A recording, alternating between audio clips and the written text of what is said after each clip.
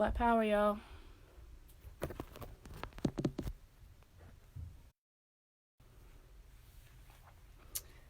Black power.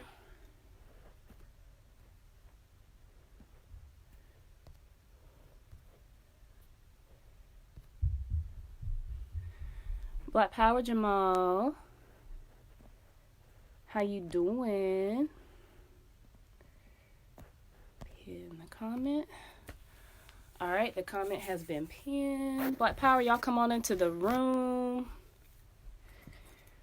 Make sure you share this live in all of the groups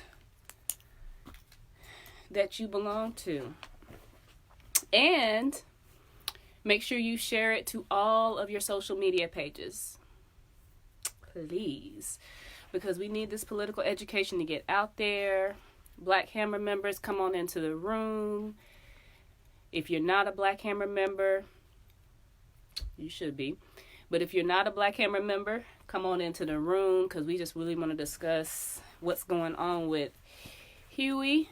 So we're going to be doing that this morning. So I'm going to give it just a few more minutes. And I actually need to... I won't have to be going off and on the screen anymore because a nigga invested in a power strip, an extension cord. So I will be able to see your comments with ease. And that makes me happy. Tell me what y'all had good to eat this morning. I want to know. Because I have not eaten yet.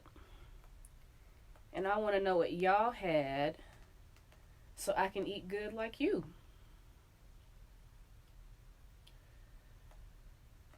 Okay. Let me see what's going on here. Let me get the live stream up on my laptop and then we can get started. Here we go. So now I should be able to see your comments with ease. Won't have to be leaning. Because I only like to lean when I'm doing yoga. You know what I mean? So, but I don't like to dodge y'all. So, what y'all have good to eat this morning? Tell me, I want to know. I want to know that before we get into this book. So if y'all had something good to eat, put it in the comments so I get some ideas. Again, make sure you share the video in all the groups that you're in. Share it on all your social media pages. We got the links pinned at the bottom here. The book club does serve as a fundraiser for the overall organization. So if you're able to donate, the Cash App tag is down there. It's $BH Book Club, all one word.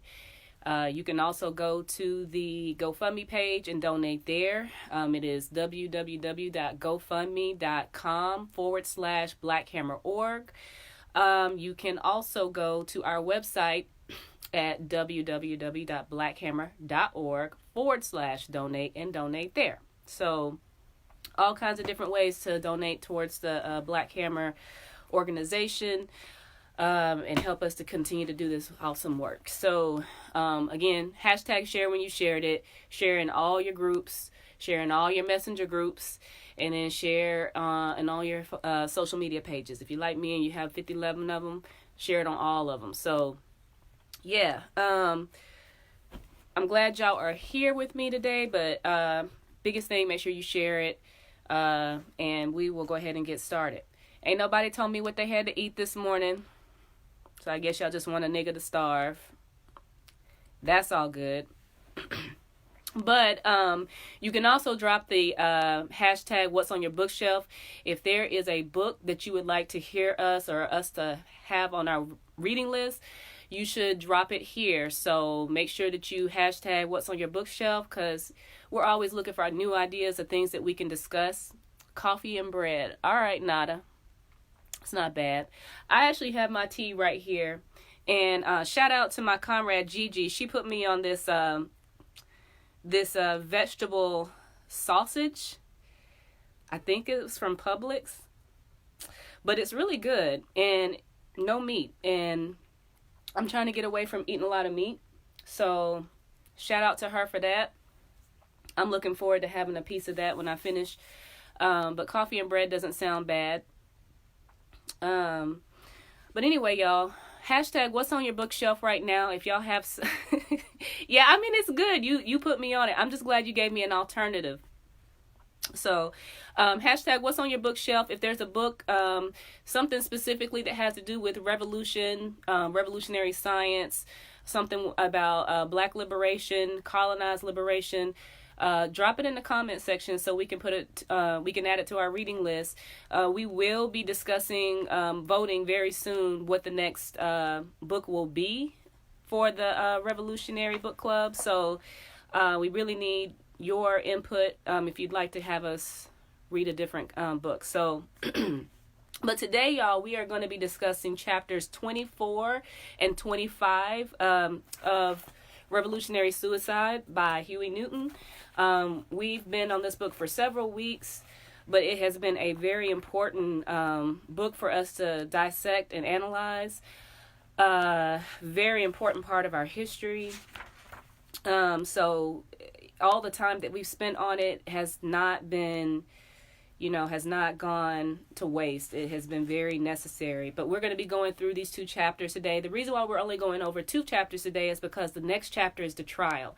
And it is a very, it's a very lengthy chapter. And I think that's something not only that just for the length of it alone, we're going to need to spend more time on, but it's probably a lot of things in that chapter that we're really going to need to focus in on. So we're going to take that chapter and divide it up into 2 different weeks. So that's what we're going to do. Hashtag what's on your bookshelf. Make sure that you put those hashtags in the comments. I will be going over those so we can get some ideas to put on our reading list if there's something you want to have us to discuss. But I am going to jump into chapter 24. It's called The Aftermath. And if you remember correctly, when we left off the last time with me and Comrade Dia, and shout out to Comrade Dia, he couldn't do the book club with me this morning because of plantation obligations, but hopefully he'll be back with me next week. I miss my comrade. I need my comrade. But we're going to go ahead and power through it today. But chapter 23 left off after Comrade Huey had been shot by a pig in the stomach. When he and another comrade, what was that comrade's name? That comrade was Gene McKinney, and him were driving around after he had finished his parole, he was on parole, he had finished his probation and he was celebrating, and he was, harassed by some pigs that night and was shot in the stomach. So this is the chapter that's directly after that event. So the chapter actually starts, I'm going to go ahead and read this quote that the chapter 24 opens up with. It says, "Black brother, think you life so sweet that you would live at any price? Does mere existence balance with the weight of your great sacrifice? Or can it be you fear the grave enough to live and die a slave? Oh, brother, be it better said, when you are gone and tears are shed, that your death was the stepping stone. Your children's children crossed upon men have died, that men might live. Look every foeman in the eye. If necessary, your life give for something, ere in vain you die." And I know Huey goes into the book itself, the title itself is very self-explanatory as far as like giving your life for something. You don't die in vain. You die for something in liberating your people, but just not to die in vain. So that quote is very, very potent in what it's trying to convey. But we'll go ahead and jump in. So anyway, yeah, we're starting with the chapter after Huey was shot by the pigs. Huey was taken to the Kaiser Health Center, which is actually about 5 miles from where the shooting happened. Okay. Um, he's taken to the Kaiser Hospital, which is about 5 miles from the scene. Let me see if I can. Y'all. Didn't mean to do that. I just want to make sure I can see your comments while we're going through it. Okay, so taken to the Kaiser Hospital, 5 miles from the shooting scene, and he, in the beginning, didn't even realize how he got there because he was shot, so he was losing consciousness, losing lots of blood, and he gets there, and eventually, I mean, he's getting care, then the police show up, and of course, you know, they take him, cuff him to the bed, to the gurney. You know, he's in excruciating pain, so you can imagine what he's feeling, just physically, what he's feeling. One thing that really stood out to me was the doctor participated in this. It's not even that I'm surprised by it, because we're talking about white power. This is their health structure as well. So any way that, I mean, you know, all the countless cases that we heard of black people, you know, black people have, it's scientifically reinforced that black people do not, and colonized people do not get the level of care when it comes to pain medications. They are yeah, definitely. I was reading a comment from a comrade in the group, but definitely you know, that we are withheld from certain levels of health care that we're due. And, you know, that goes for pain medications. They feel, it's been backed up that they feel that we're either abusing, or that we don't feel pain in the way that a white person would feel pain, and they withhold those medications from us. So, you know, just that, you know, alone, even today in 2019, that's still an issue. But you have the doctors who are participating in the torture of this comrade. One thing, he was saying that he was begging for a doctor to come when he was in the pain that he was, to loosen the handcuffs, and the doctor told him to shut up. And that there was also a black nurse that came in the room, and she was upset, but, you know, they basically told her she had to leave.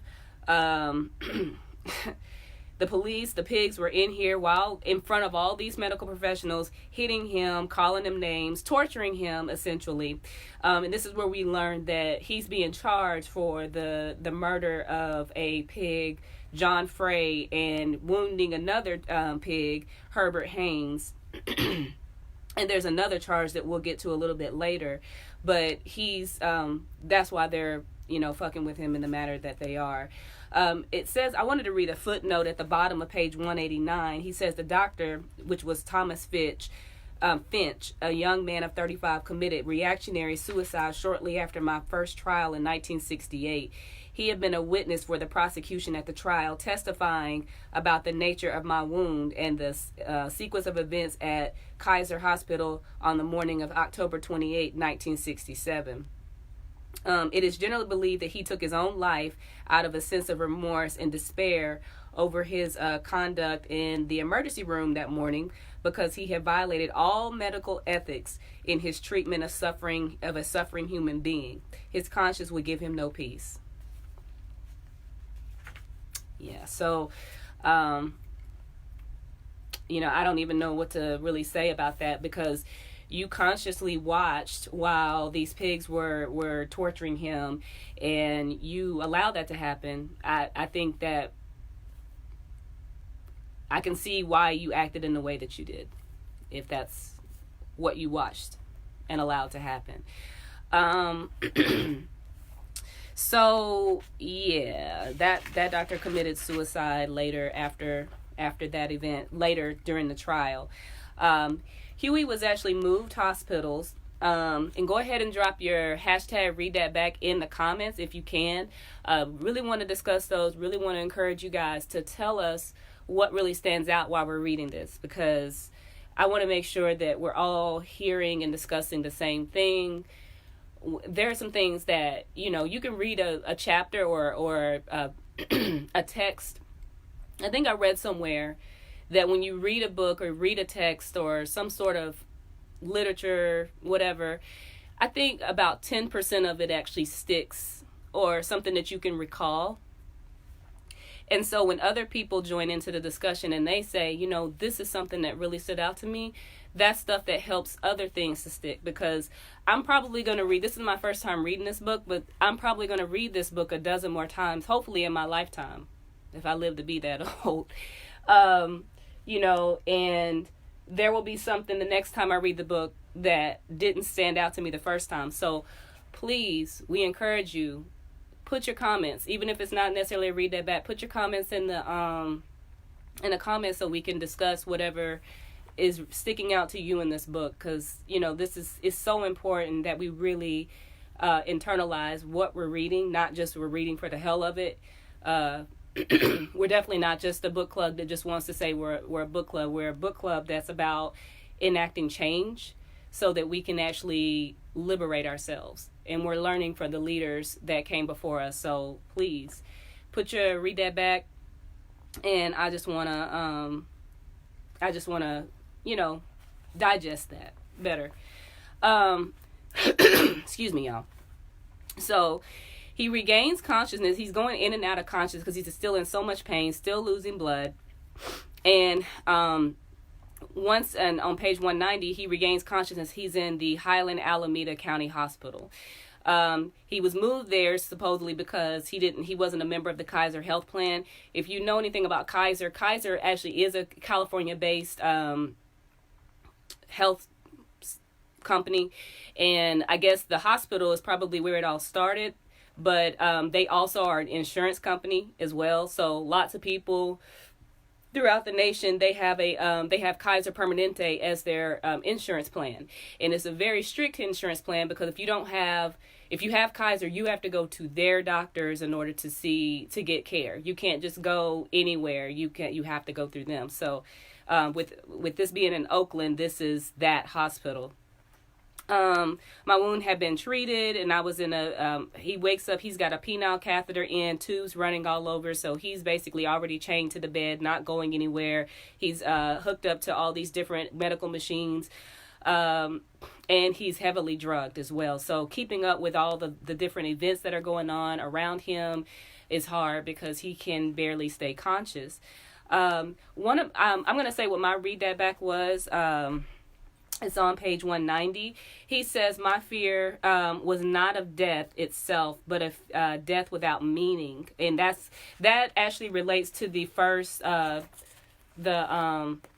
that we read by Ray Garfield, A Time to Die, in that Huey's biggest fear was he did not want to die without having brought the level of Black consciousness and the fight really to a high point, to really encourage people to not only fight for their liberation, but to understand what is going on. This is how the police treat us. This is how the police are treating our people. And he didn't want to die without having brought that to a certain level of awareness among the people in order to encourage them to fight. So my fear was not in death itself, but a death without meaning. I wanted my death to be something that people could relate to, a basis for further mobilization of the community. So that was my read that back. So please drop your hashtag read that back in the comment section. I want to know what stood out to y'all in this chapter, but that was mine.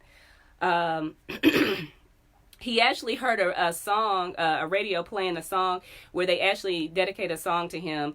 They dedicated this to the Minister of Defense, which that was Huey's title at the moment.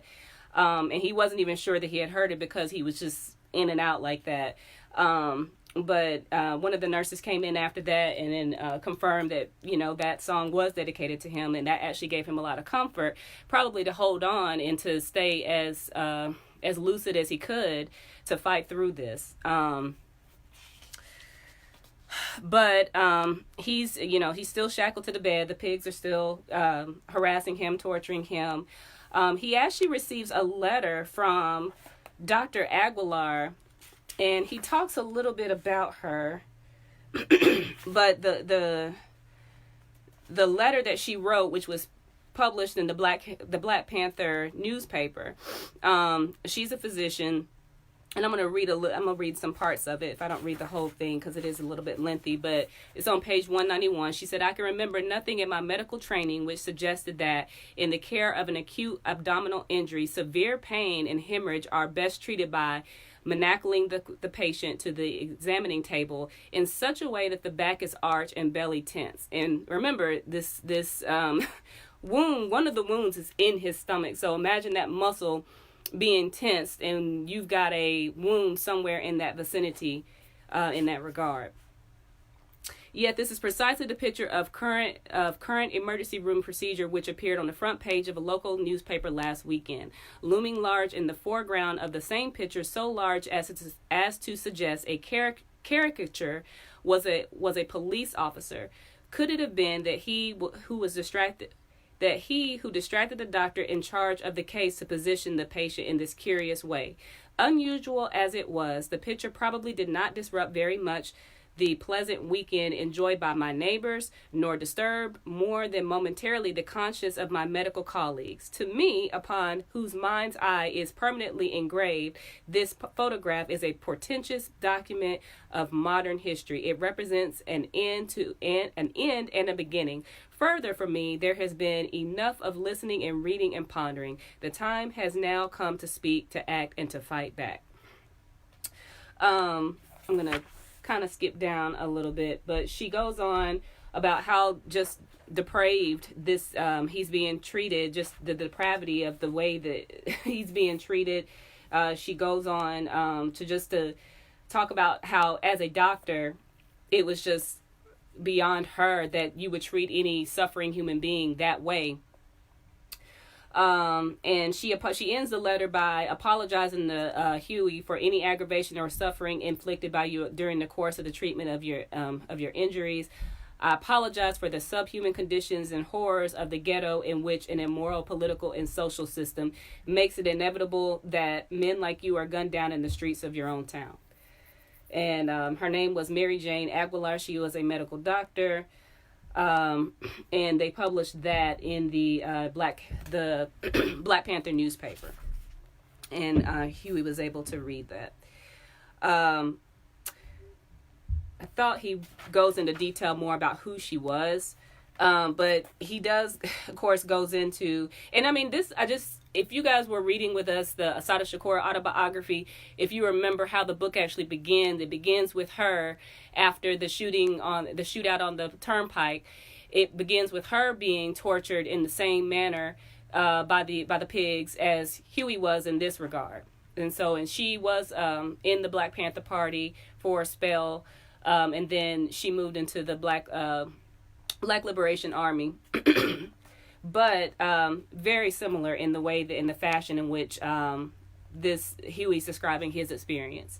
And I believe her experience happened in, 70, 72, 73. This is 60, this is 68. So they're very, the police know exactly what they're doing. It says, all the time I was in the hospital, the police did their best to exhaust me. Every time I dropped off, they kicked the bed or shook me to wake him up. So imagine being in pain and then sleep exhaustion, and these pigs are doing everything they can to help torture you. I think it's important that I read some. One of them held off a sawed-off shotgun up to my face, warning me that it was going to go off accidentally. Another showed me a razor blade and threatened to cut the tubes and let me suffocate. One of them predicted I would commit suicide by pulling the tubes out of my nose. Sometimes they even moved the tubes. They told me I was going to burn. They repeated their threat, and I would be gassed in a little green chamber at San Quentin. And if I escaped, they said they would have me killed. So, I mean, these are modern day gangsters. I mean, just when people talk about gangs, I'm letting you know the first entity or organization that comes to my mind is law enforcement, the U.S. law enforcement system.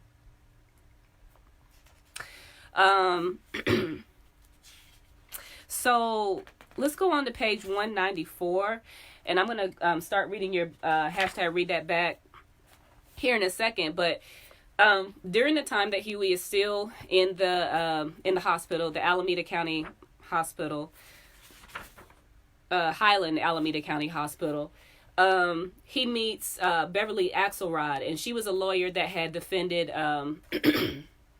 Eldridge Cleaver and helped in getting him released from prison. Excuse me, y'all. Throat's giving me some problems. But she comes and visits him. She gives him some history on a gentleman that's going to be representing Huey Newton, Charles Gary, who has a long history of defending what it says to be the politically, racially, and socially depressed. So he has a lot of history with that. He has a lot of history with working for poor workers and the strikes and things like that, and upstate kind of northeastern regions and things like that. So he has a lot of history there. So he, they did a good thing by bringing him on. So Charles Gary actually was introduced to him by Beverly Axelrod. It says on page 194, Beverly, how he speaks of Beverly Axelrod is, he says, Beverly has never betrayed that confidence. And he's talking just about typically what you see when you're dealing with white liberals, white people in general who say they want to help. And he says that she never betrayed the confidence that he had in her. And he says he never really thought of her as a white person. And he says politically she was a left wing, but more important, she's generous and open, and an open human being capable of growth and change. I've known her now for many years. And often in the past, I discovered while talking to her that she had certain unconscious racist ways of looking at things, which all white people do. I mean, there's no way to get around that. That's why all white people are racist, because that's something you have to be aware of and you have to undo, because you live in a system where you've imbued that mindset, whether you want to or not. But he says, whenever this was pointed out, she would examine her attitudes and deal with them in a way that changed her life. It is the ability to change that convinced me she was genuine and could be trusted. So if you're gonna hold your white people to a certain standard, you need to hold them to a certain standard. That's thing one.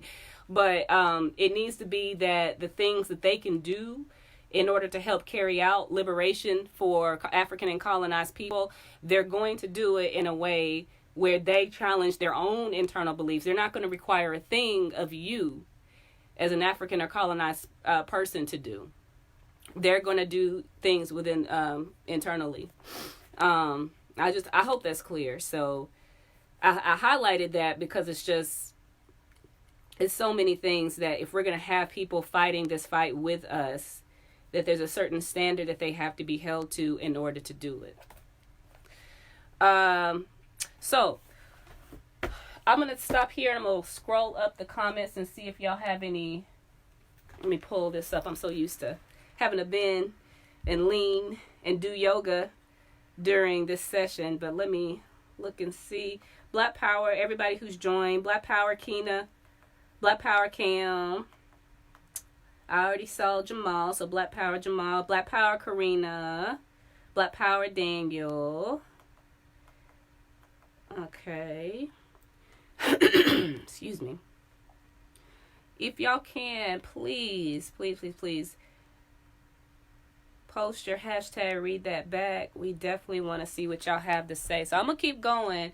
And before we go on to chapter 25, I'm going to come back and see if y'all have anything that stood out to y'all. But really, really enjoyed the conversation.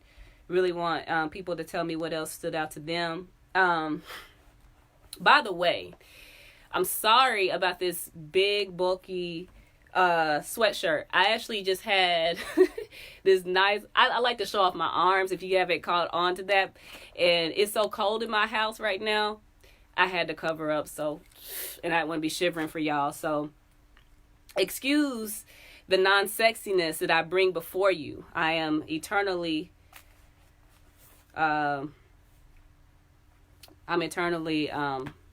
self-critical for that. So, but anyway, so Charles Gary is going to be helping to defend Huey with this.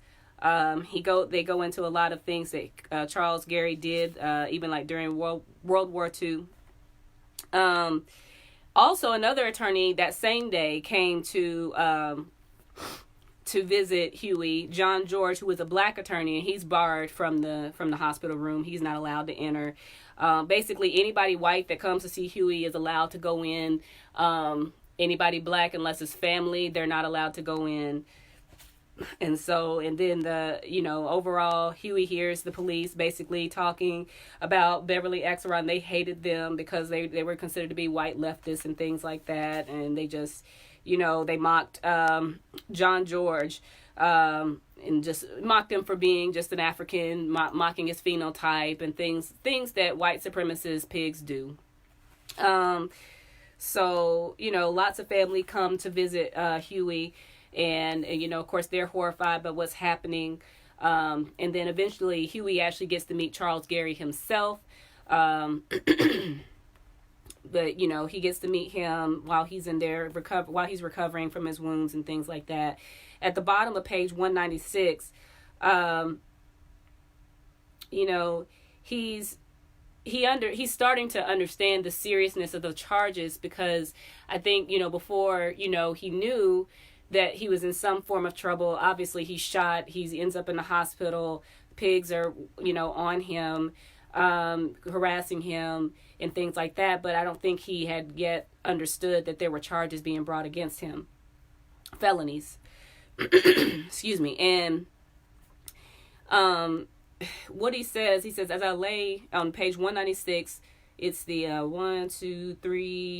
third paragraph down. It says, as I lay recovering from my wounds, I tried to assess my position to think of the immediate emergency, and also its a larger meaning and significance. No doubt about it. I was in serious trouble.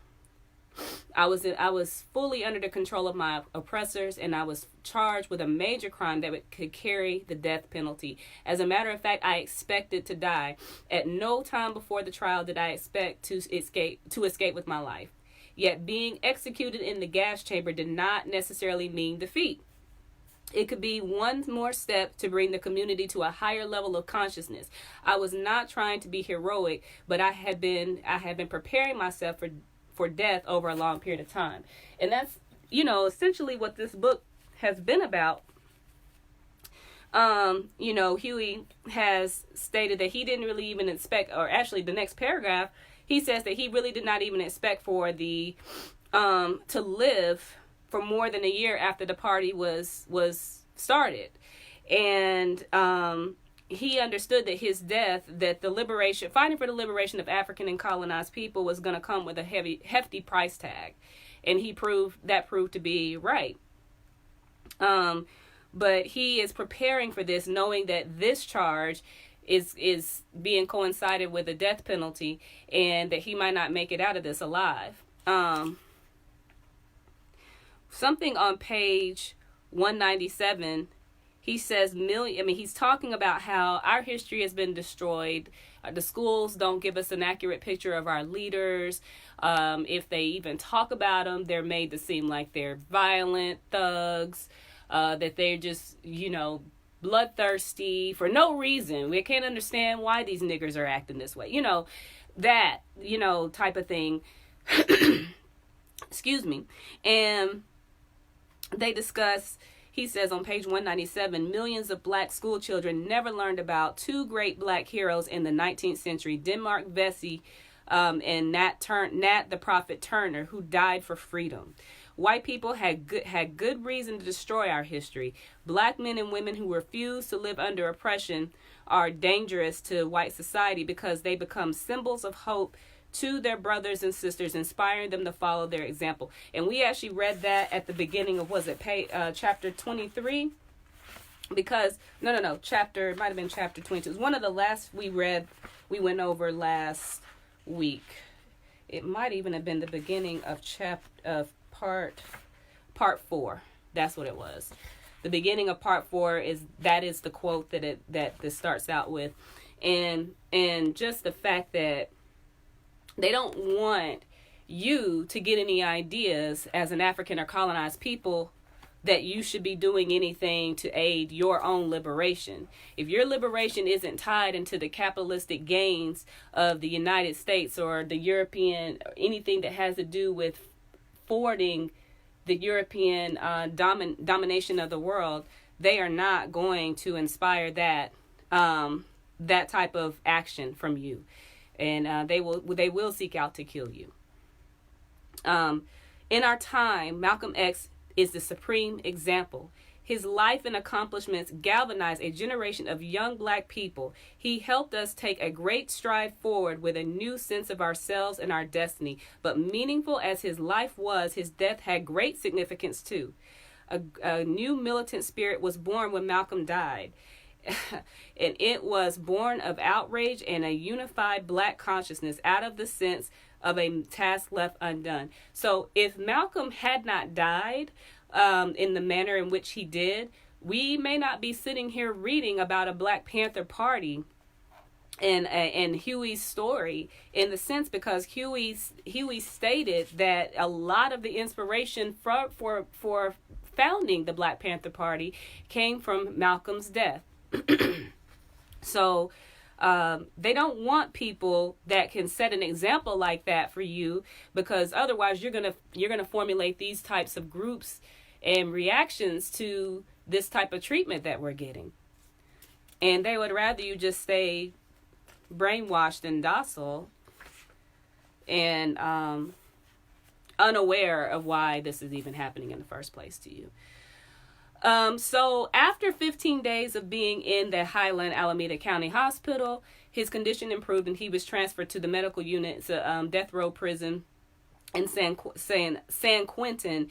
And they told him he was there for his own protection, but he was there, to finish his recovering process from the shooting. And then, he's not allowed to have any contact with anybody with him being on death row. So as he's, I guess, rolled in there, basically they're yelling, "Dead man, dead man, dead man." So everybody knows that they're not allowed to talk to him. The hospital wing is right next to this psychotic ward.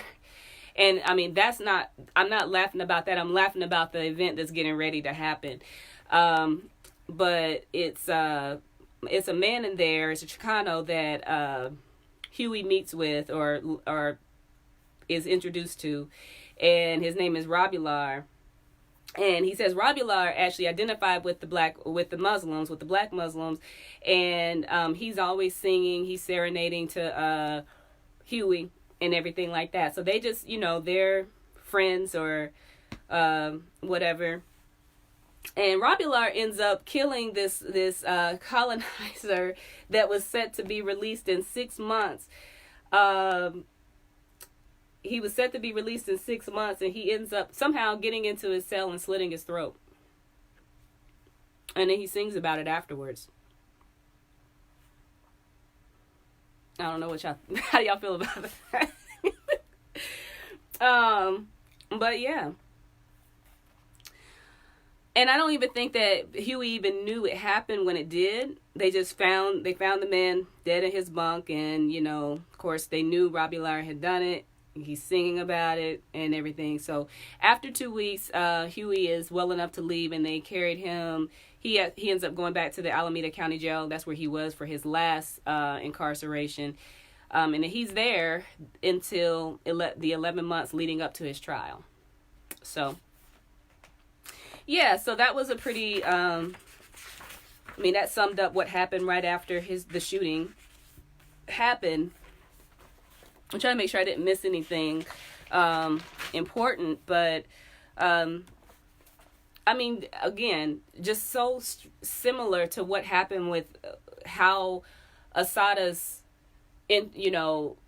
her admission into this process, how hers happened. It was just very similar. If you've read that autobiography and you read this one, it's almost just like the same exact things were done to her that was done to him on totally different ends of the country. We're talking about, this is California. Assata's sentencing and the everything leading up to the sentencing and everything that all happened in upstate, well, not upstate New York, but in New York. So this is nothing, specific to those cops over there or these cops up here. They're all the same. they're all the same. So so I'm gonna see if you guys have any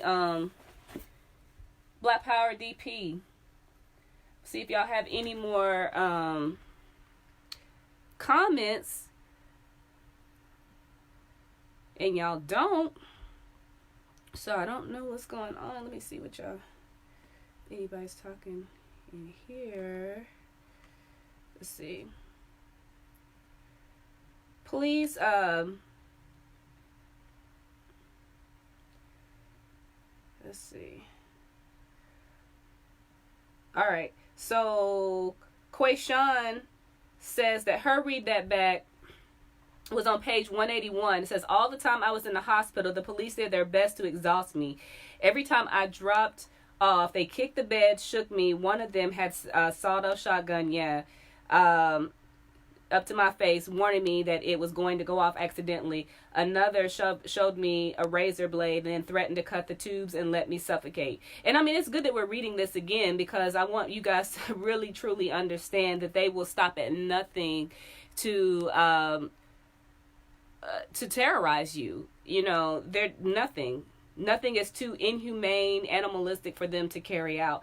One of them predicted I would commit suicide by pulling the tubes out of my nose. Sometimes they even moved the tubes. They were straight up torturing Huey, then saying accidentally and suicide are perfect, and so that are perfect examples of how completely dishonest and ruthless they are. You know what that makes me think about? It makes me think about Sandra Bland, and how they actually want you to believe that Sandra Bland committed suicide. That's what that makes me think of. People have not been posting read that back. Yeah, okay. All right, y'all. So just a reminder too, I want you guys to note that we have donation links, because this is a drive where we're trying to build the organization. So BH Book Club is the Cash App handle. If you want to donate there, if you want to donate on the website, you can go to www.blackhammer.org/donate. You can donate there. You can donate GoFundMe, www.gofundme.com/blackhammer.org. Right? Yep. So the links are pinned. So feel free to donate. We also always want you guys to join Black Hammer so we can continue to do the work, because just like the Black Hammer, the Black Panther Party spread throughout the U.S., that's what we're trying to do with Black Hammer. And it's so many ways for us to be able to do that, but the most important way is to get people who are committed to the liberation of African and colonized people. So if your heart is with that, this is the organization for you. So we'll talk more about that later, but please do that. Also, if you are just joining, please share in all of your groups on all of your social media platforms so that this education can get out there to the people, because you'd be surprised how many people don't know that this history even exists, that this event even existed. Even people who lived in the era in which all this was taking place. And so if we don't put this out there, they want this to be buried and for people to forget about it. And again, just like the quote says, they don't want those examples to even be, those are a threat. Those people who, like Huey, like Malcolm X, like Assata Shakur, like all the countless African men and women who, and colonized men and women who fought and led the example of setting up these types of movements, those are threats to this system, and they don't want those to exist. So if we don't continue to read this and bring this to y'all, then it won't be out there. So we're gonna go into chapter 25. Also, anything that you guys are out there reading, as far as what you would like to hear us read, drop a hashtag what's on your bookshelf, because we would love to add it to our reading list, and we'd love to discuss it and get it on our list to bring to y'all. I still don't see anybody who's talking about what they had for breakfast, and it hurts my feelings because I'm trying to figure out what I'm going to eat for breakfast after this. So y'all can comment that. I just need y'all to comment. So let me know that y'all out there. But yeah, so breakfast, what's on your bookshelf, read that back, all those comments down there. Or if you are wanting to join and want more information, that too. Also, something that I forgot to mention, if you need the PDF for this book, okay, Alexia Cardina said pancakes are a Sunday go for me. Yeah, that's what's up. That's what's up. That sounds like a plan. Thank you, Alexia. But we have the PDF for this book. So if you don't have the book and you want to follow along, we actually can get you the PDF. You could just drop in the comments that you need it, and we'll make sure that we respond with the PDF for you. So yeah. So chapter 25, this is where they start discussing the strategy of leading up to the trial. And as we've already talked about, Huey has a couple of lawyers that's willing to defend him on this case. But it says on November 12, 1967, the Alameda County grand jury returned an indictment. An indictment just basically saying they have enough evidence to charge you. So to bring it to trial, they have enough evidence to do that. And he was accused of 3 felonies. He's being charged with the murder of Pig John Frey, and an assault on Pig Herbert Haynes with a deadly weapon, and the kidnapping of a black man named Del Rose near the scene of the crime.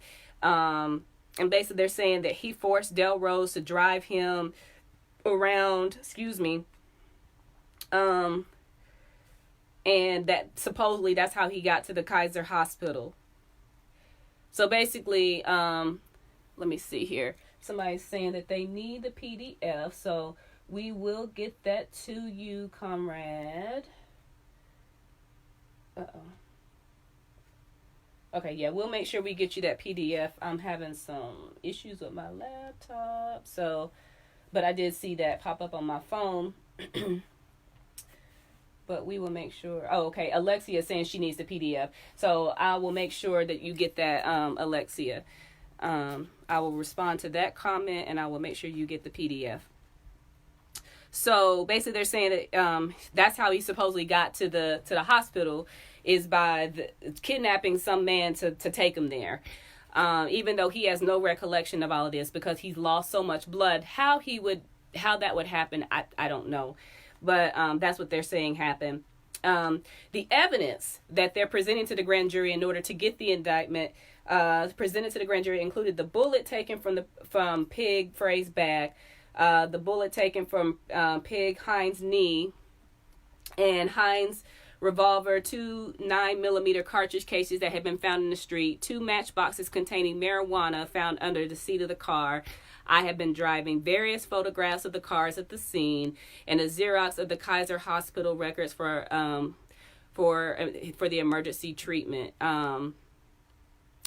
It says the only gun that was found at the scene was Pig Hines' gun, and the 9mm casings were not fired from it. So they're basically saying that it came from some other gun, and they couldn't find at the scene, and they're basically pointing to think that Huey had a gun somewhere, and that's how that happened. Yeah, so we know how this all goes. They're going to trump up as much evidence as they can in any means that they can do it. They don't play by their own rules. They make the rules up as they go.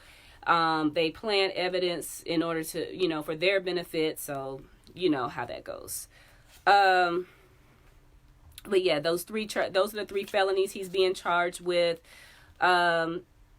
It was something I wanted to read at the bottom of page. Okay. Something I felt that was kind of important here. At the bottom of page 201, it says by political, because he wanted to use this time leading up from all this is happening right now, leading up to the trial, because he wants to use this as a political strategy. He's not worried about whether he's going to get out of jail or out of prison. He's not worried about that. He wants to use this for the benefit of the movement and for the people. So what he's talking about here He says, by political strategy, I mean this. I wanted to use the trial as a political forum to prove that having to fight for my life was the logical and inevitable outcome of our efforts to lift the oppressor's burden. The Black Panthers' activities and programs are patrolling of the police, and the resistance to their brutality had disturbed the power structure. Now it was gathering its forces to crush our revolution forever. Public attention was assured. Why not use the courtroom and the media to educate our people? Very amazing strategy, very selfless strategy. To us, the key point in the trial was police brutality, but we hope to do more than articulate that. We also wanted to show that the other kinds of violence poor people suffer: unemployment, poor housing, inferior education, lack of public facilities, the inequity of the draft, were part of the same fabric. So, yeah, you use the opportunities like this as best you can to show this is what's going on to African and colonized people everywhere, everywhere, all over the globe. And so you use that as a vehicle to carry out the message so that you can get people riled up, so they'll realize, no, I don't need to sit on my ass no more. I need to get involved. This could be me. This could be my kids. This could be my father. This could be my brother. This is our communities. Why did my brother have to die such a senseless death when he was just, existing? So you use this as a vehicle to carry out the message, to mobilize people. It's actually an ingenious strategy and a very simplistic one.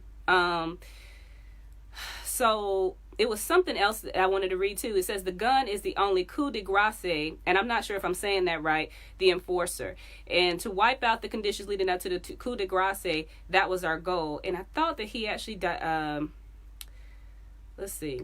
The system, in fact, destroys us through neglect much more than the police by the police revolver. The gun is the only coup de grace in the enforcer. The enforcer. So basically just saying that's what enforces people to do anything. To wipe out the conditions leading up to the coup de grace was our goal. So they want to get rid of the oppressor, the foot on their neck. That's what that's about. So I thought that was really important. And y'all, if you have hashtag read that best for this chapter, please put it in the comments so we can go over and discuss it. Again, we want to encourage discussion, and I want to see what stood out to you guys. So I'm going to read some of the comments that you guys have. Black Power Kimya, Black Power Comrade. It says, DP says their torturing of Asada and Huey also reminds me of the police murdering Erica Gardner in New York City Hospital. Absolutely. Absolutely. All right, Black Power, thank you for posting that, Gigi, for the comrade. All right, Black Power, y'all. Yeah, so y'all drop your hashtag read that back in the comment section so we can discuss what stood out to you guys. But yeah, so that's what we got so far in chapter 25. But it was something that I wanted to read. So then Charles Gary is basically building a case, or building the defense's side, Huey's side of what's going to lead up to the trial. But Huey makes it very clear that it's not his life that he's concerned about as much as he is what's mobilizing the people to continue to work in his defense. So he says, our goal was not to save my life, because I had accepted that what I thought was a certain fate. They would kill me. Everything we did in the next 11 months was predicated on my own death. So he's thinking very realistically, really, because if you're going to die in this situation, I need to figure out how to keep this movement going after I exit, especially if you're like the building force or a strong force within the organization that you create. That's one of the most invaluable strategies that you can come up with, is how to keep that organization going. Because what you don't want, and unfortunately what we've seen all too often, is the organization typically dies with the person who created it or the leader, and that's not going to keep the fight going. Is, you know, if the movement dies with you, then what are you going to do? It's basically going to take people coming together, reading this, basically to recreate what you've already started. So it is so important that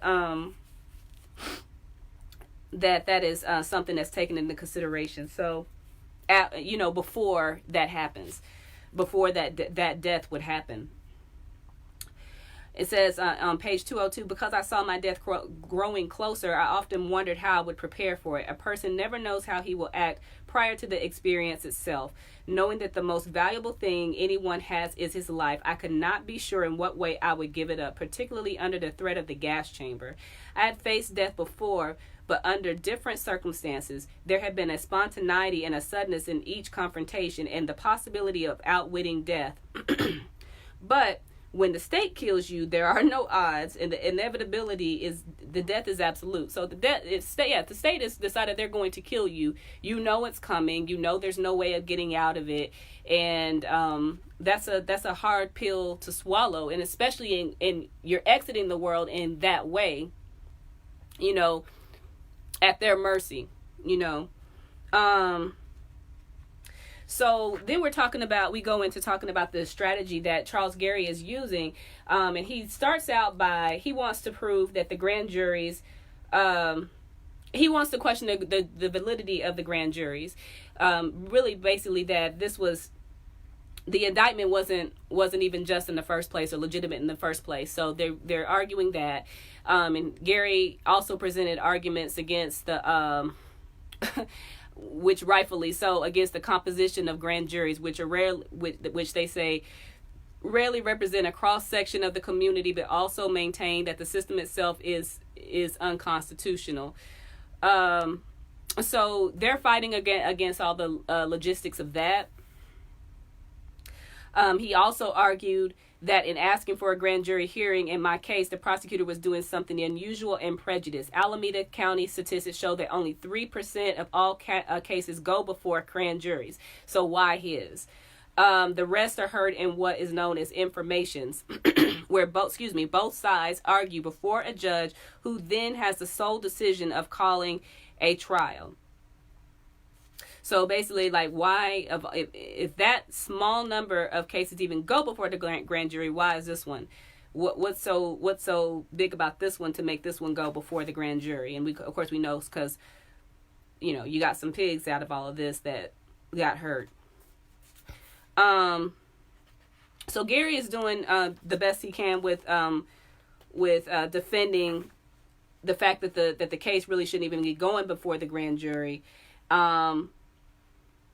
Says one of Gary's presentations concerned the physical movements of the grand jury. After examining, this is on page 204, after examining the official court transcripts of my hearing, Gary proved that the grand jury could not have possibly considered or discussed any evidence presented to him. He did a very thorough job of analyzing the minute-by-minute movements of the jurors on the final day. And I remember reading this, and I was like, it stuck, though, I think. Analyzing the minute-by-minute movements of the jurors of the final day of deliberations. The result was astonishing. The time sequence of the jury's movements that day, as recorded in the official transcript, proves that there could not have been any discussion or deliberation about my case. So basically, they went in there knowing what they were going to do. We believe that this happened. We feel that there's enough evidence. They had no desire to discuss it. Making it a fair trial. Why would they do that? After all the evidence had been presented, the members of the grand jury went into the room where they were supposed to consider the evidence and shut the door. Almost immediately, they came out. Since the evidence concerning my guilt was non-existent, not one person had testified that I carried or fired a gun. Their failure to spend any time weighing the issue is incredible. is exposing their indifference and fraudulence, Gary strongly reinforced his contention that grand juries are insensitive to the problems of the poor and oppressed. Now, the next section, hold on just a second. He points out that from November, this is in November, until the following July, and that's when his actual trial began. He says Gary was overbooked, but he also points out that this was an exceptionally long time between the indictment and when the trial was to begin. And it is a lot that's going into this, because the state is working, and they basically have already decided that this man, they want to put this man away and to separate him from the community so he can stop obviously organizing them. But that doesn't stop them, because the party is moving, even though Huey is incarcerated and going through this, and that's another part we'll discuss. But I mean, it's really powerful what happens with all of this too. But it says the media had made Huey a celebrity through television and hysterical newspaper accounts. And this is always surrounding the death of a police officer who they always try to make the hero. And, you got this terroristic organization over here who's calling for the death of, pigs and stuff like that. It says on October 17th, less than 2 weeks before the Frey shooting, they had once again demonstrated their brutality at a protest rally of 4,000 demonstrators in Oakland. This is on page 205. They said, I'm trying to see what, this is my read that back. Again, go ahead and put your read that back hashtags in the comment section if you haven't already, so we can discuss that. I had to read that back, and I'm trying to see if this was it before I read it out loud. Well, I'm gonna go ahead and read it anyway. And yeah, I'm gonna go ahead and read it anyway. It says, that day they attacked the demonstrators so viciously and with so little provocation that the entire media, even William Nolan's Tribune, criticized their behavior. The day became known as Bloody Tuesday. As a result, the police were very much on the defensive and anxious to vindicate themselves. To do this, they had to keep demonstrating how threatened they were, particularly by the Black Panthers. So, of course, they want to make themselves to seem like they're in danger. The Black Panthers are bullying us, and we're scared, and we're doing the best we can to protect you all. And we've got these niggers here running around with these guns, and they're frightening us, even though we've made it illegal for them to carry their guns so we can terrorize them, but they need to do that so that they can win the public back to them, because the public is actually very much aware of how they're treating protesters, organizers, demonstrators, and when they're just really trying to defend their communities and bring awareness to how they're being treated. Black Power, Kimia, thank you for sharing. So, of course, they're stepping up their harassment on the Black Panthers. And, that doesn't stop the Black Panthers for rallying support.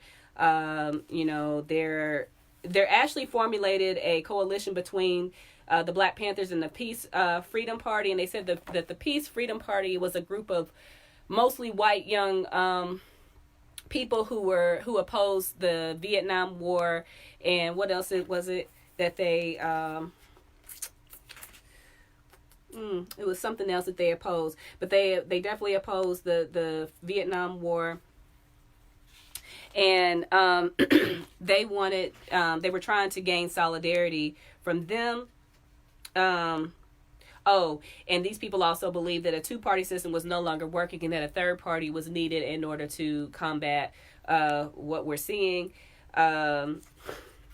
They wanted strong anti-war leaders in the 1968 national election, and just to combat all the evils in our society: hunger, poverty, lack of housing, and things of that sort. And it actually became a legal party in most states, it says. Eldridge Cleaver ran on that platform, and there were other candidates that ran on that platform. And actually, this is what stood out to me, and this might have even been my read that back. I may not have had one that I actually titled as my read that back, but when they came up with Free Huey, I think, Cameron, I think you have a shirt that says Free Huey, right? I was gonna say, I saw somebody wearing the shirt recently, and I was like, that's powerful, I want to get one. And I think it was Cameron. I think it's Cameron that has it, but the phrase "Free Huey" was created out of this coalition, the coalition between the Peace and Freedom Party and the Black Panthers, and it became a rallying cry for people who believed in my innocence. So this is on at the top of page 206. Meanwhile, I think this is it. Meanwhile, all across the country, Black people were relating to my imprisonment.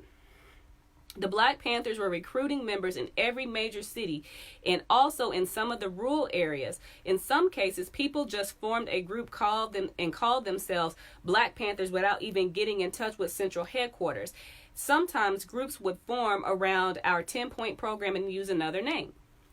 It was all the same. The community was being educated. Their consciousness was being raised. So I think that was my read that back, and I didn't highlight it. I had highlighted some other things, but the reason I made that my read that back was because it's so much more important for these things to, you know, you're sparking all these fires across the nation and getting people in on the movement and carrying out what the movement seeks to carry out. And it's so much more important that you have lit a flame in order to organize people to do that, rather than you are, oh, well, I'm going to go through all the proper channels to set up. And I'm not saying that that doesn't have some importance in and of itself. I'm saying that in order for people to be forming these organizations as a response to what's happening to Huey, as a response to what's happening to these Black brothers and Black sisters out on the street, and these colonized people out on the streets, that's so much more important. And you know you're having an impact, and you know that you're mobilizing people to do the work, to fight. They were gaining international attention, and then this is kind of where, but okay, so they're gaining international attention to the point where they're actually being asked to go and speak in other countries. One of the trips was to Japan, and Kathleen Cleaver, which is Eldridge Cleaver, married this sister, and Earl Anthony, a Black Panther, and he was based out of Los Angeles. They were, I guess, assigned to go over to Japan to speak on behalf of the Black Panthers and what our platform was, or what their platform was, sorry. And so that when they finally get over there, Earl Anthony basically misrepresents the Black Panther Party. There's really no other way to describe it, but this is all while Huey is locked away. Oh, there you are, Cameron. You got it from Melanin Apparel. Okay, bet. I'm gonna check that out, because I saw you in that. I thought that was really dope. So, yeah, so Earl Anthony goes over there, misrepresents the party, and he presented the party in a way where it was just strictly about white and Black, and how the Black, and you know, says that the Black world would fight the white world. He just really grossly misrepresents what the party is actually trying to achieve, and he did that. He did that, and then just really screwed up an opportunity to go and really discuss, like, you know, because it's much more than just, as we stated before, you know, and he's going to bring up Stokely Carmichael again, but just the fact that we don't support or we don't endorse somebody just because they're Black or just because they're a colonized person, because it also has to do with that person's mindset and their politics and their class analysis, because we are also socialist and communist. And so, and we have that mindset because of the way that we're about redispensing the resources of the world to everybody. So, he gravely misrepresented what, the party was trying to represent. He said that this really angered him. This comrade was dismissed from the party.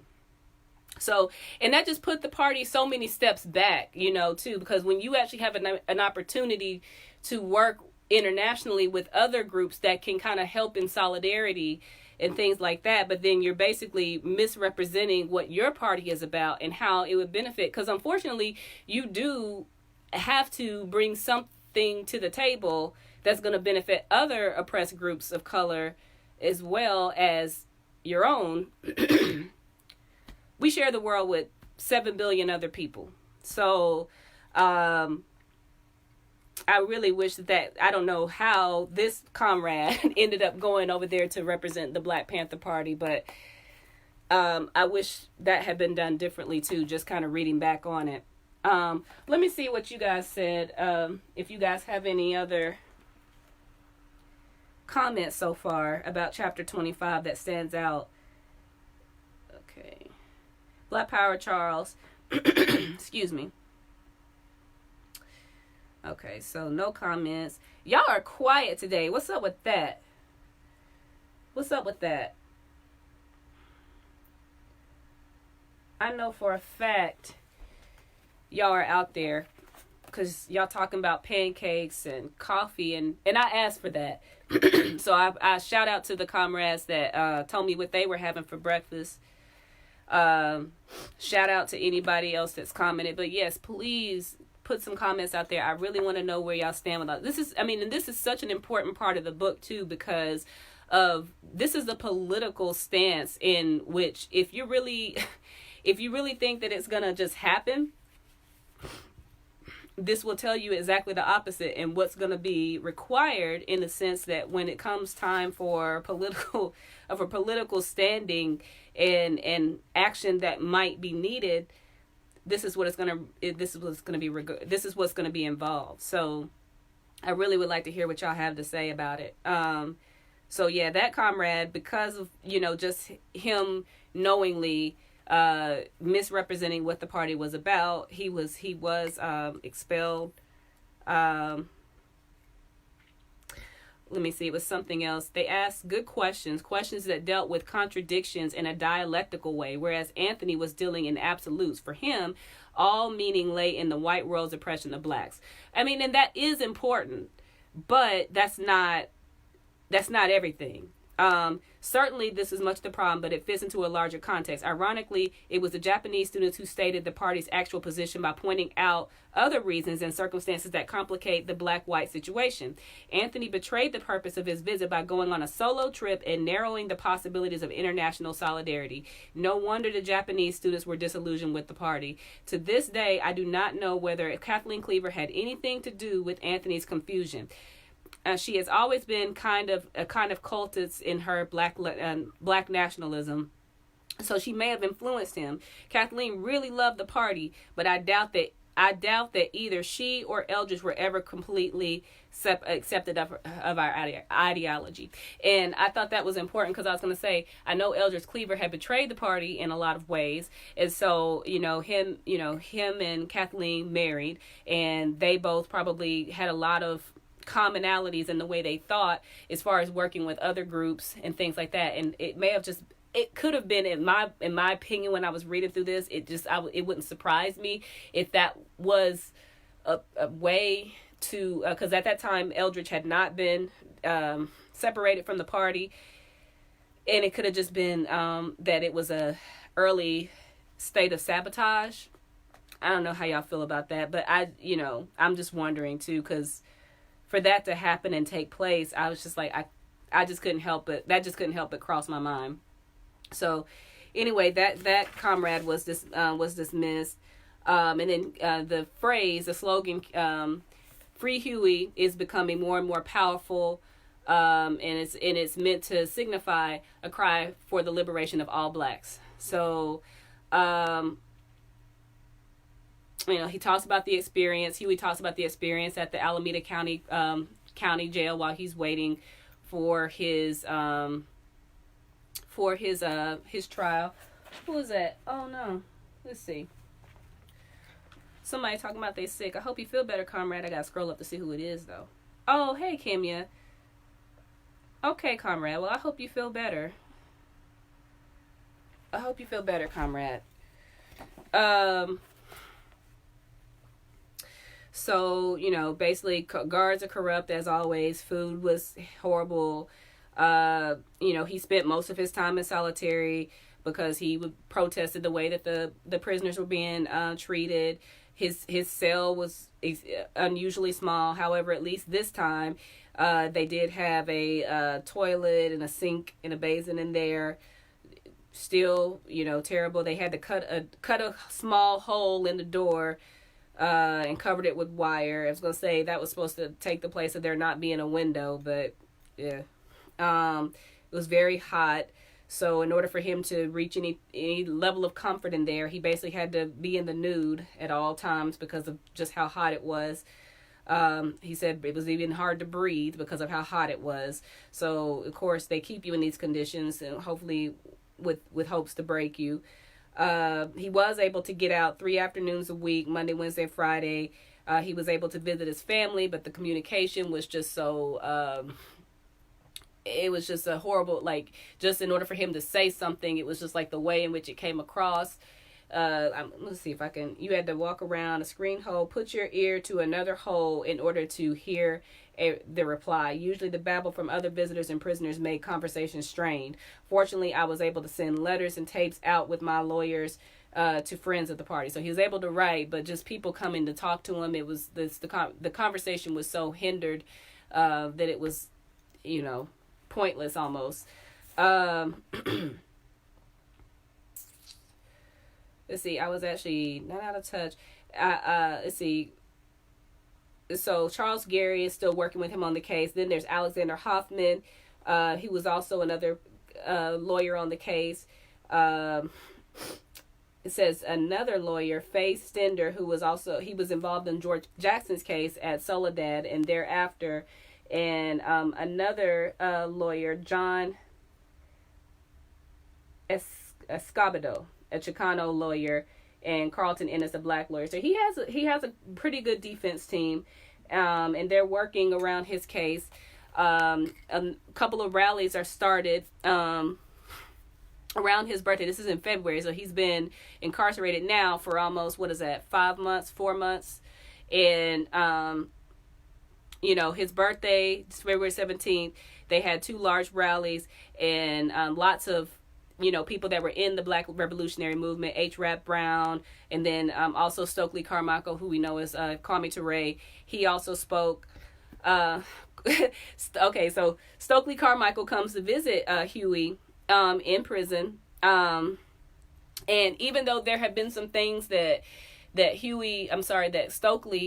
Stokely's mindset had changed, there were still some grave things that they had disagreements on. So on page 209, he talks about that visit, and it starts on the third paragraph down. It says, "Our visit lasted just long enough for us to disagree. Stokely began telling me what it would take to get me out of jail. The only thing that would do it, he said, was armed rebellion, culminating a race war. I disagreed with him. While I acknowledged the pervasiveness of racism, the larger problem should have been seen in terms of class exploitation and the capitalist system. In analyzing what was happening in the country, I said that we should have to accept many alliances and form solidarities with any people fighting the common oppressor. He objected to the Black Panther alliance with the Peace and Freedom Party and said we should not associate with white radicals or let them come to our meetings or be involved in our rallies. Stokely warned that whites would destroy the movement, alienate Black people, and lessen our effectiveness in the community. Later, he proved right in terms of what happened to the party, although he was wrong in principle." I really want to discuss that. And the reason I want to discuss that, y'all, is because I don't have all the answers to this. And I'm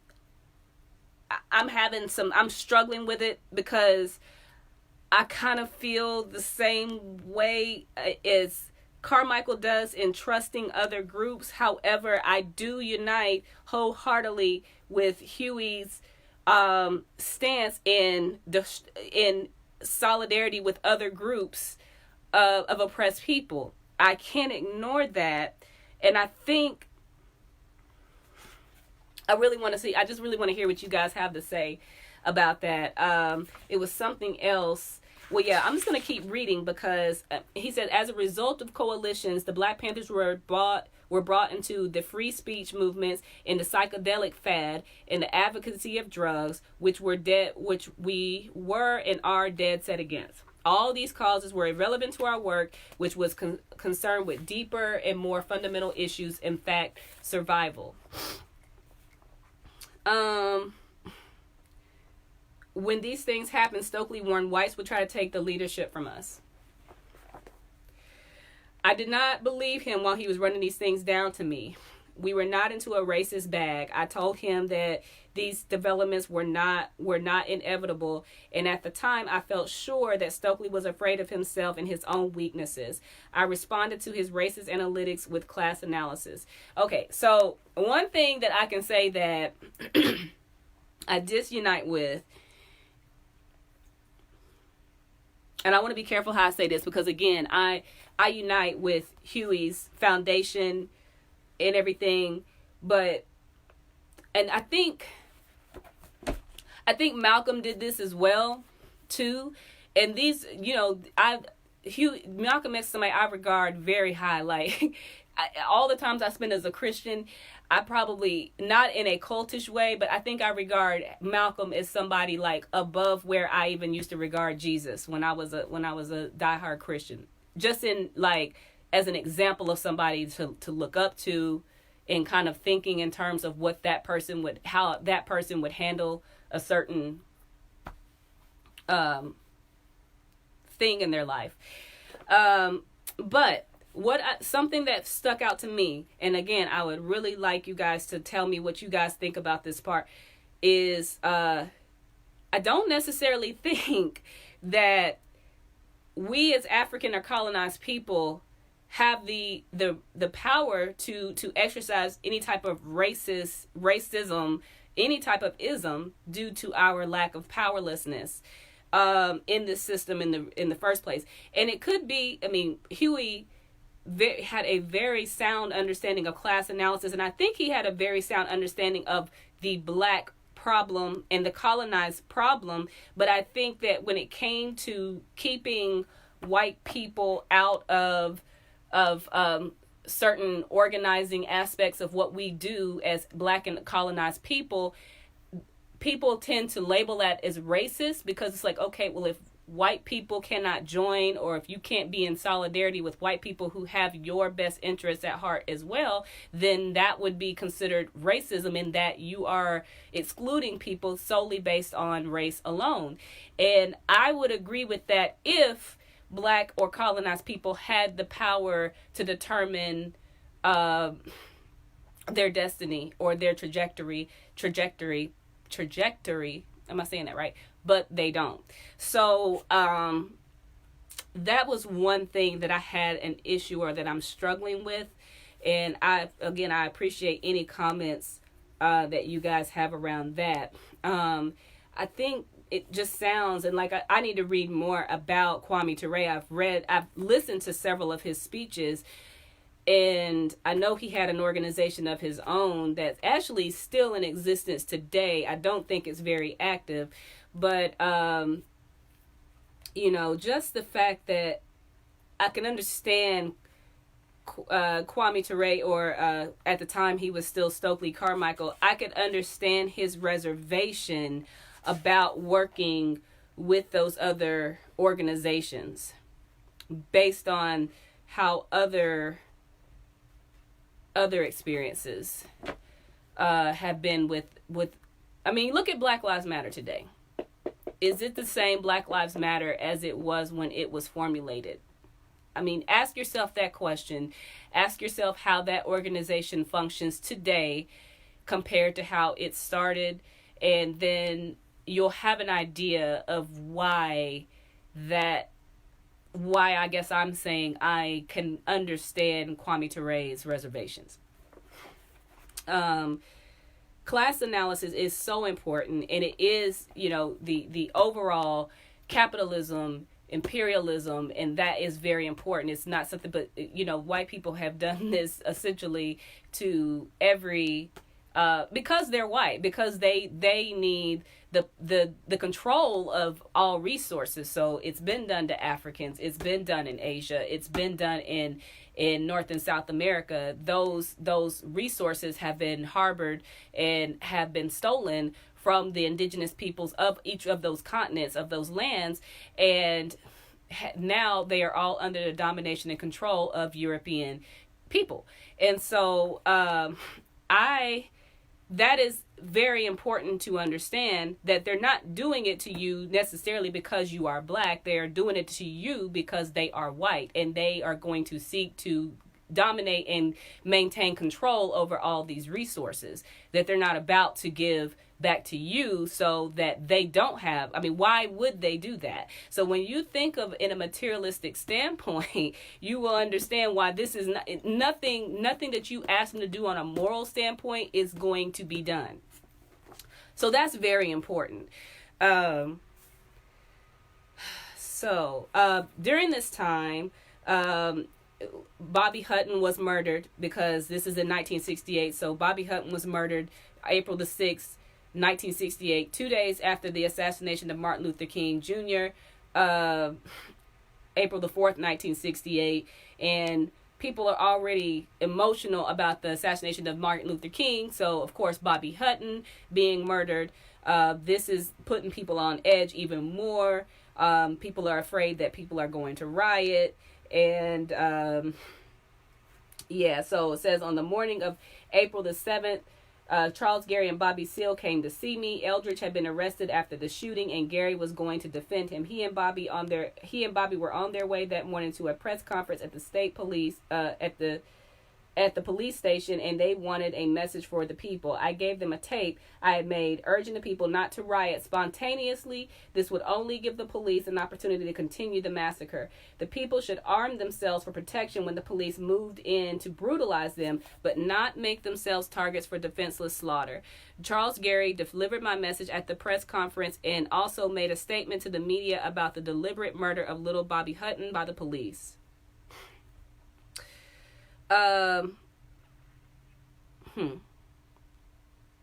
It says, of course, Police Chief Gain exploded at that and accused Gary on radio and television of intemperate and false statements. So, but they got the message out. That's the important thing. And at the end, it says, meanwhile, Charles Gary was preserving in his motions to challenge the jury selection system. As a matter of fact, his efforts continued right up until the day my trial began. His investigations have had a profound effect on the whole judicial system, and their repercussions can be seen all over the country today. It is largely because of Gary's work that courts all over the country have become aware of a defendant's right to be tried by a jury of his peers. But in the summer of 1968, he was still fighting for his right as the date of my trial came nearer and nearer. So, again, this is all leading up to Huey's trial, and it's one that's got the national attention of black people everywhere, and I mean just it's got a national attention everywhere. So people are really seeing what the Black Panthers are doing, how the Black Panthers are moving. Huey's incarceration isn't just being done as though they're trying to get him out. It's being done strategically, very strategically. So yeah, y'all, that is chapter 25 in a nutshell.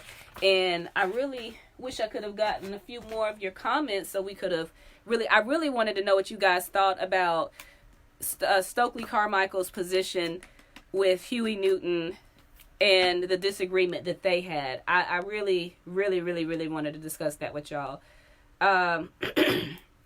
Okay, so Kimya, you got a couple of comments. Let's see. Okay.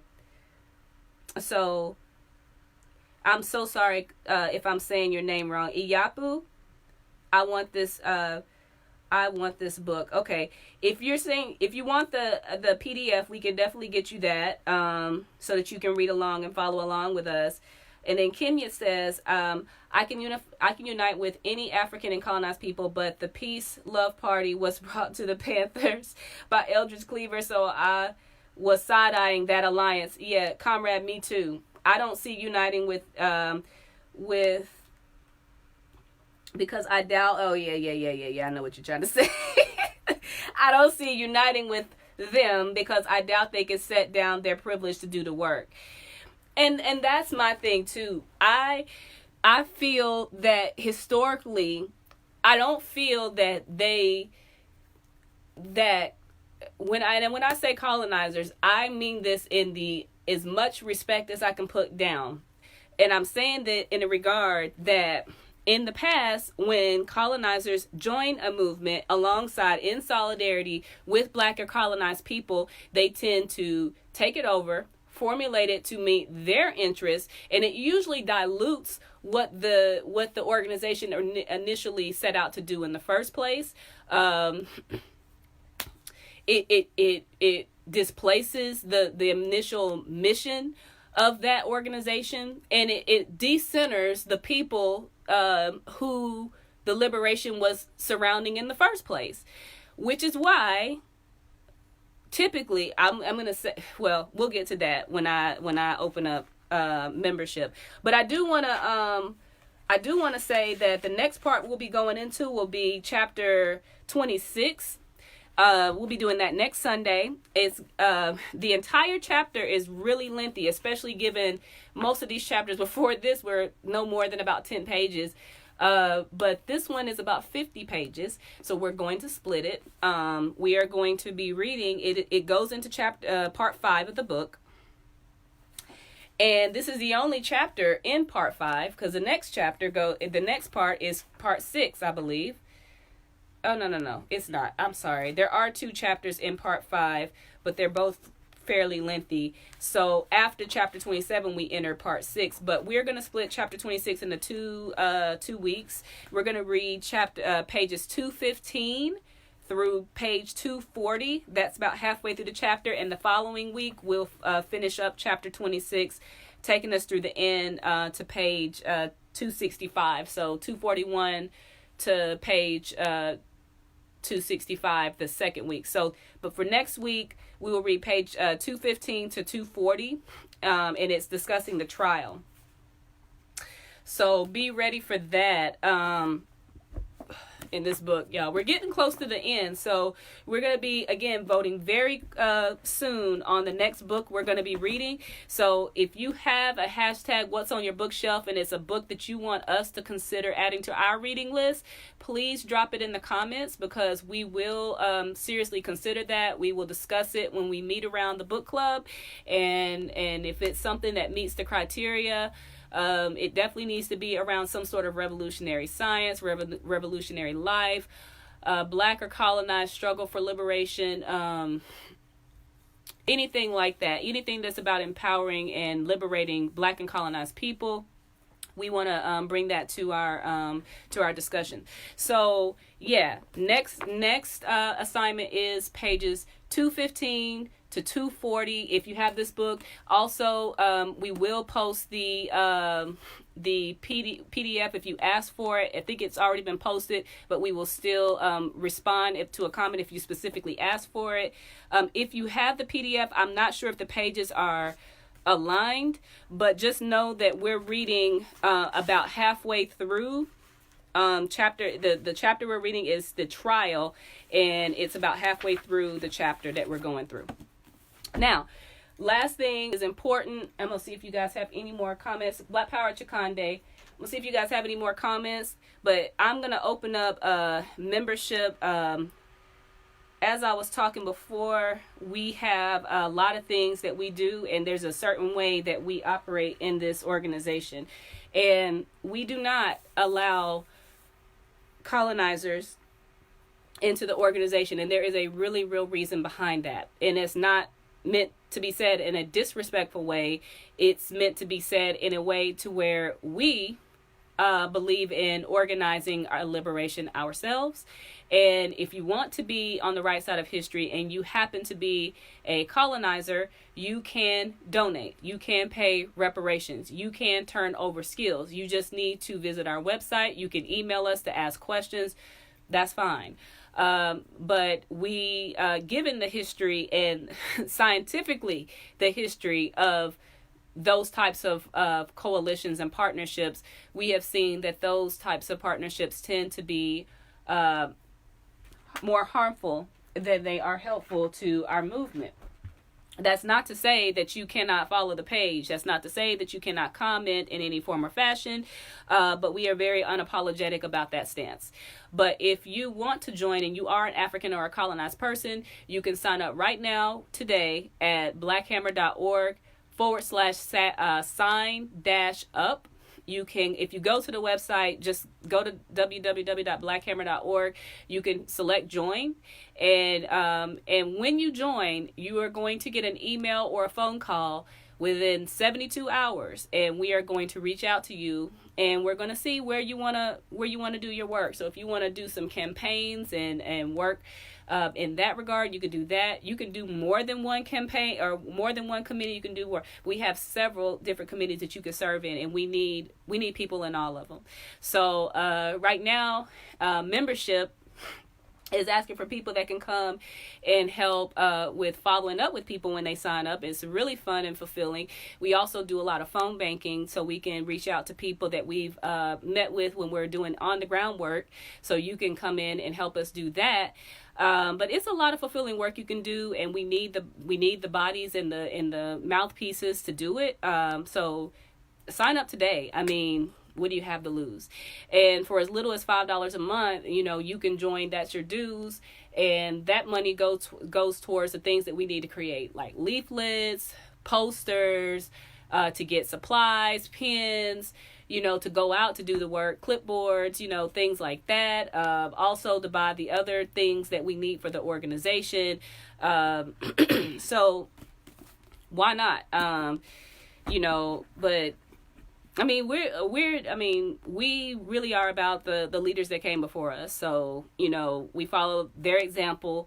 Any type of, this is why we do this, so that we can have these discussions and say, discuss the major disagreements that our leaders had. So, us discussing the disagreement between what Kwame Ture and Huey Newton said, this is necessary for us to sit down and break down that analysis. So we really need y'all here to discuss this, or even just pose questions like, well, I'm not even really sure why they disagreed, or why Huey disagreed with Stokely Carmichael in that way. And we could all kind of break that down. We are this generation.